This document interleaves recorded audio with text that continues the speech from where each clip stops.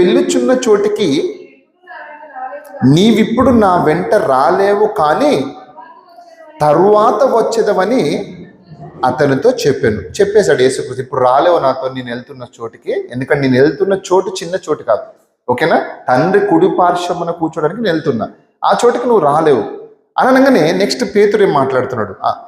అందుకు పేతురు, ప్రభువా, నేనెందుకు ఇప్పుడు నీ వెంట రాలేను?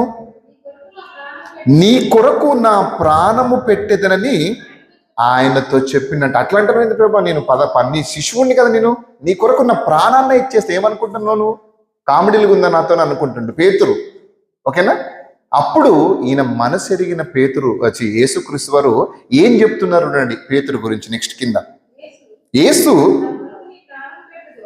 నా కొరకు నీ ప్రాణము పెట్టుదువా? అయినను ఏమంటున్నాడు? ఎరుగను అని నువ్వు ముమ్మారు చెప్పక ముందు, చూసిండ్రా, కోడి కుయ్యదనని నీతో నిశ్చయంగా చెప్పుతున్నాను అంటారు. అంటే యేసుక్రీస్తు గారిని పట్టుకున్నప్పుడు కోడి కుయ్యక మునిపే 3 మార్లు పేతురు అబద్ధం ఆడతారు. యేసుక్రీస్తు ఎవరు నాకు తెలియదండి, అది తెలుసా? అంటే చూడండి, ఎలాంటి పరిస్థితుల్లో యేసుక్రీస్తు వారితో తిరిగిన శిష్యుడి పరిస్థితి ఎలా ఉందంటే, మనం ఏ పార్టీ వారం అర్థం చేసుకోండి ఒక్కసారి. పేతురు కన్నా గొప్ప వాళ్ళమా? 11 మంది శిష్యుల్లో వాళ్ళకన్నా గొప్ప వాళ్ళం మనం?